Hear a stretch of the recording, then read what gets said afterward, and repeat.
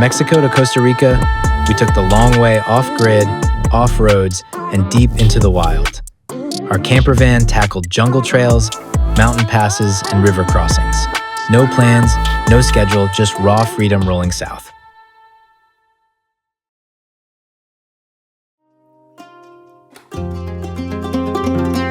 Ahead, a narrow road wound through the hills, flanked by coffee plants and maize fields. We were just a few kilometers from San Juan La Laguna, on the western shore of Lake Atitlan, where roads become riddles and every turn feels like a gamble. On one side, lush green hills rolled into the horizon. On the other, a sprawling garbage field spilled down the mountainside like a scar. Our aging camper van had clawed its way up the steep slopes of the Sierra Madre. Each bend revealed a new marvel. The lake, a vast obsidian mirror, framed by the towering volcanoes San Pedro, Atitlan, and Toliman, standing like ancient guardians.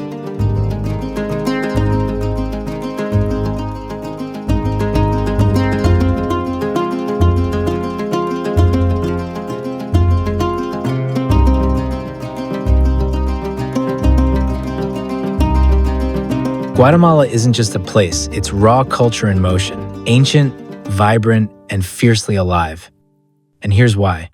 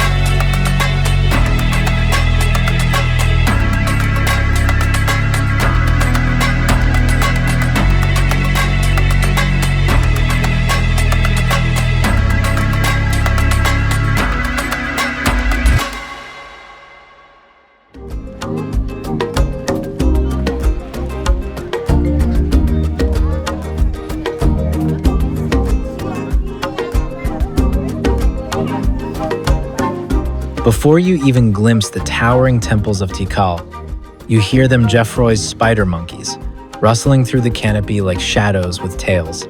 Agile and curious, they swing effortlessly from branch to branch, their long limbs and prehensile tails turning the jungle into a playground. These monkeys aren't just background noise, they're part of the soul of Tikal.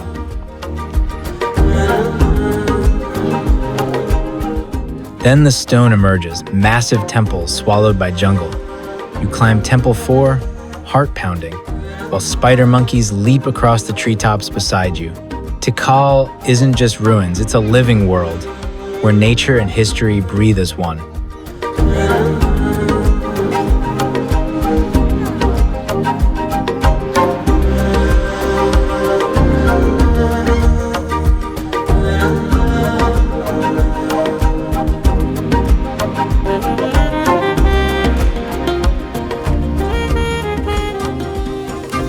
Ariane was feeling sick, something she absolutely hates, and it had her stuck in the truck. So while she rested, I decided to slip away for a little solo adventure. Not far from our camper, hidden in the jungle, I'd heard whispers of a natural hot spring. I grabbed my towel, followed a narrow trail through the trees, and let the forest lead me to steam rising from the rocks. It was quiet, wild, and exactly what I needed.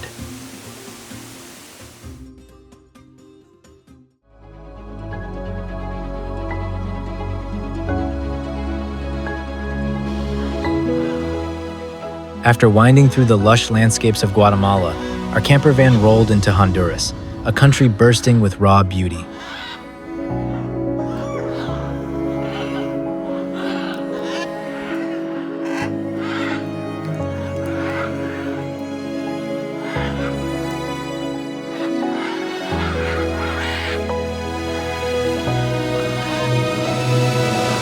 The backcountry greeted us with rugged mountains, misty green forests, and winding dirt roads that seemed to vanish into the horizon.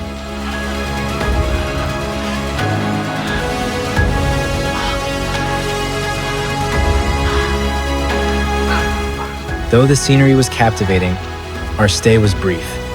The rhythm of the road called us. Honduras left its mark a flash of wild terrain and warm smiles, but our wheels were already turning toward the next chapter.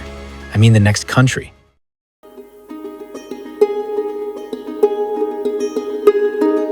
Nicaragua was a surfer's dream. We spent days chasing swells along the Pacific coast, waking up with the sun and paddling out until our arms gave out. The waves were consistent, some of the best we've ever ridden. Ironically, the only time we decided to film was the one session that completely flopped. The tide was off, the wind picked up, and we couldn't catch a single decent wave.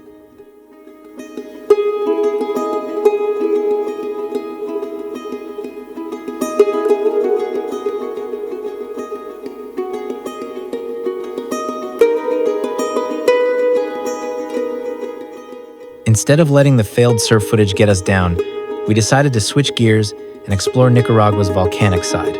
We headed towards San Cristobal, the country's tallest volcano, rising dramatically from the northern plains.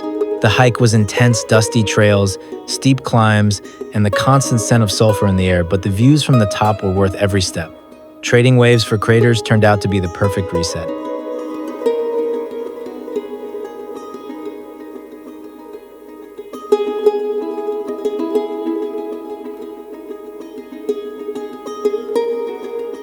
We cruised slowly around the base of Cerro Negro in our camper, black ash stretching in every direction, with the volcano rising like a shadow against the fading sky. As the sun began to set, the light turned golden, casting a warm glow over the dark terrain.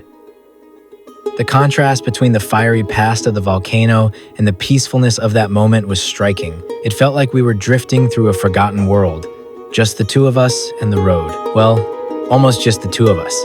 A tourist bus had pulled up nearby, its passengers suiting up for volcano boarding, ready to race down the slopes we were quietly admiring.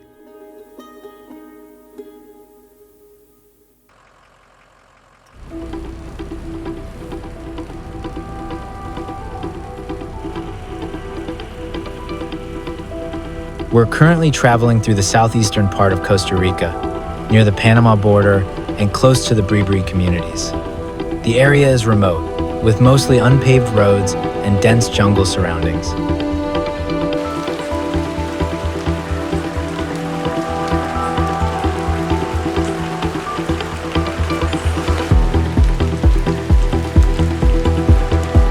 During our drive, we encountered one river crossing.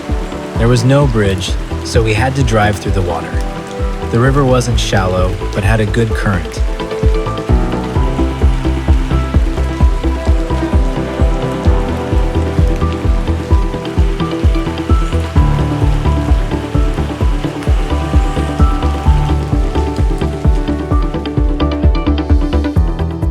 There's also a river in the area where locals use boats to travel between communities.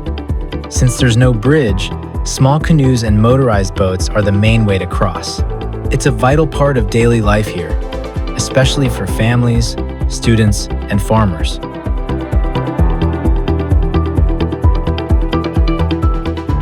Local villages are scattered throughout the region. We've passed traditional Bribri homes and seen signs of subsistence farming, banana trees, cacao, and small plots of corn. The area is rich in biodiversity, with frequent sightings of tropical birds, monkeys, and dense jungle vegetation. The experience is remote and immersive, offering a real sense of being off-grid and close to nature.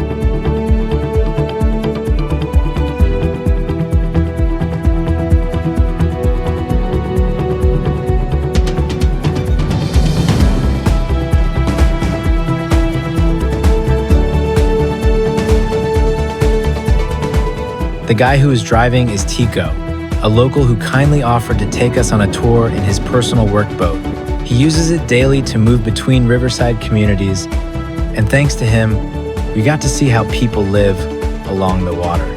It gave us a deeper look into the rhythms of life in this remote region and the rich jungle wildlife all around.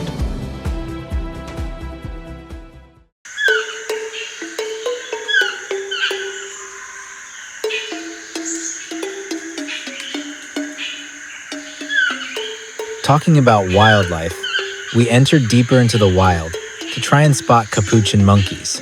After a short hike from where we parked, we finally saw them. A small troop of white-faced capuchin monkeys leaping between trees, curious and agile. They watched us from above, occasionally dropping bits of fruit or chattering among themselves.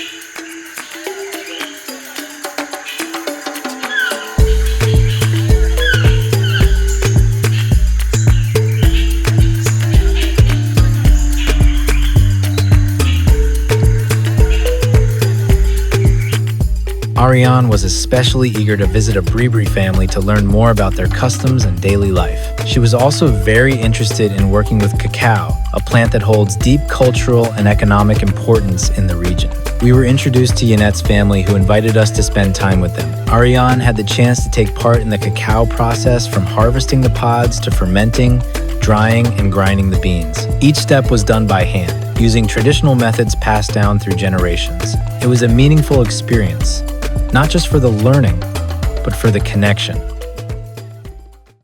After reaching Costa Rica's southern border, we began our journey back north. But first, one last stop at the Rio Tarcoles to see the crocodiles.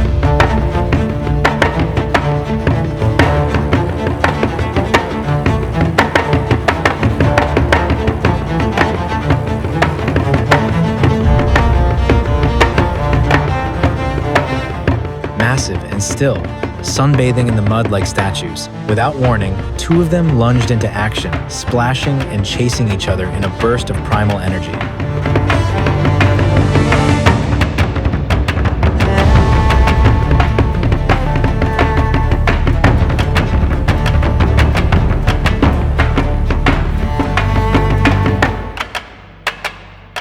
And right in the middle of them stood a lone great heron, tall and fearless, like a sentinel, daring the beasts to blink.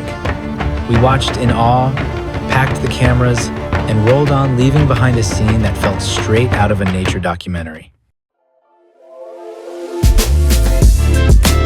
Our final surf session in Costa Rica was mellow but memorable. The waves were small, just enough to enjoy without pushing too hard. Ariane, despite dealing with intense chest pain from too many days of surfing, kindly offered to film me from the shore.